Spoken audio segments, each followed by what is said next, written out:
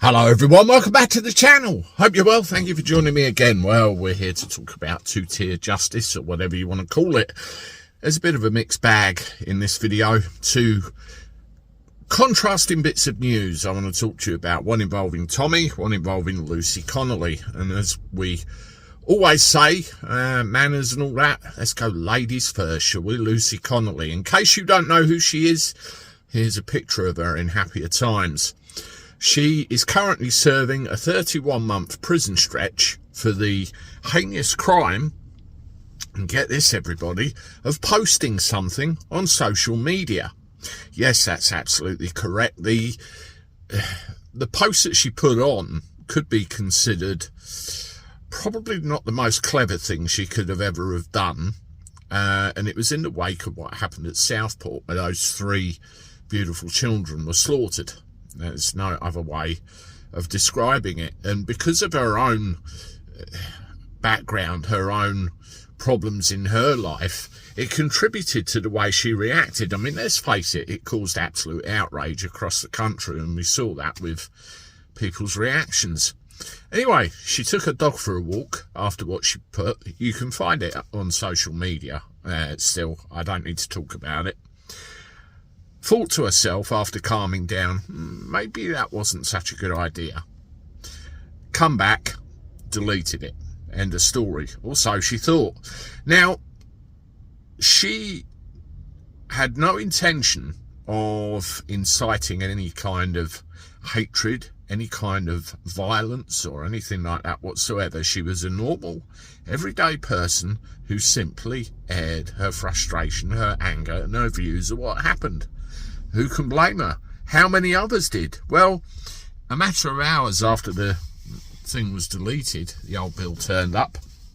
One thing led to another, and as you know, in prison. Completely unjust when you look at the proportionality of a sentence compared with other criminals. I'm no lawyer. When I say criminals, I'm not referring to Lucy Connolly as such. Just to stand corrected, I'm no lawyer, but it stands out like a sore thumb.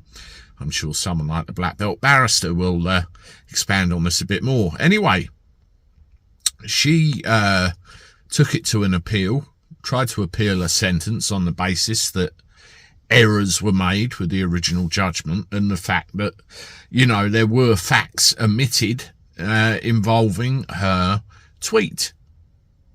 Now, at the end of it, it was quite clear that, you know, she had no intention of inciting anything.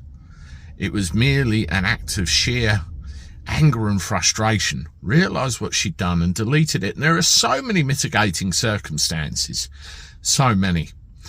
And went to appeal. All this was talked about. And right at the end, they said, right, we're going to adjourn to consider the situation, consider the verdict, and then we will reconvene at a later date. And I must admit, at the time when I heard that, I thought to myself, I'm not very sure about this, because I've seen this before where they want to walk away. They obviously want to confer with colleagues, check a higher authority, not that I'm implying anything, and make a decision on that basis. Came back and her appeal has been dismissed, which basically means she's stuck in jail.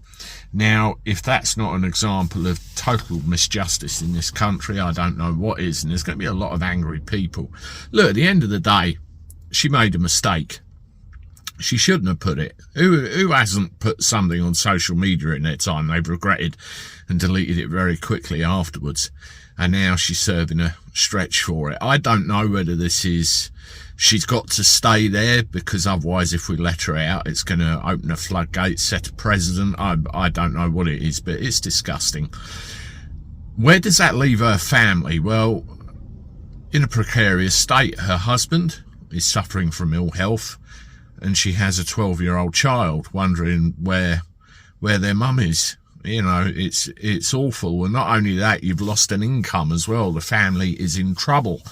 There is a crowdfunder I'm aware of that's been set up. You know, if anybody can donate a couple of quid, please do. I'm going to chip in once this video goes live. Or if you can't, not in a position to, please share it. All the help would be great.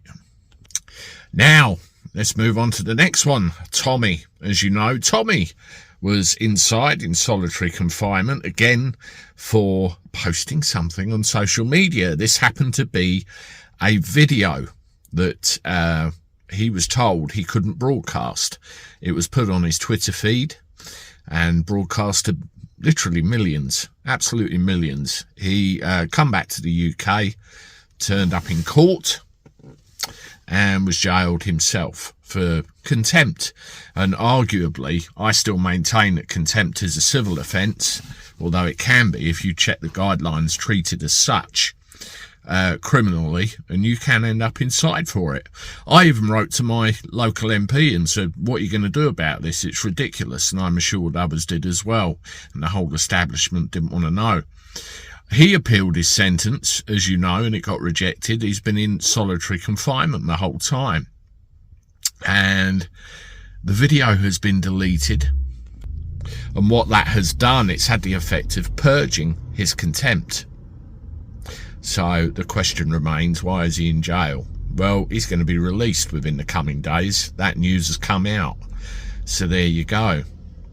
It took a video to be deleted for him to be released. Now, where does he go now? What does he do? Who knows? That's Tommy's choice. But it just shows you, doesn't it, without a shadow of a doubt, those two specific cases, how, you know, Tommy probably more high profile with the stuff he's done in the past, and Lucy Connolly arguably being high profile because of the nature of what's happened to her. If you step above the parapet, if you have something to say about the establishment, if you disagree with what's gone on, you'll have your ass handed to you on a platter and end up inside. Where they go from here, where we go from here, I do not know, but it's very clear that something isn't right with the hand of justice in this country. Just to finish up, I'm going to tell you about another video which I'm going to bring you maybe later today, possibly tomorrow, about an elderly gentleman in his 90s in a nursing home. This story's come out in the last couple of days, where he was tasered, pepper sprayed and beaten by a couple of coppers. And let's just say that that elderly gentleman is no longer with us. The story broke in the last couple of days, but it happened a long time ago, and it's only just coming in the news now. Yet another issue with justice in this country, and they're missing something vital. So check into that video when I do it. Hit the like button, subscribe to the channel if you can, share my stuff on your socials, and also I look forward to talking to you soon. Toodaloo.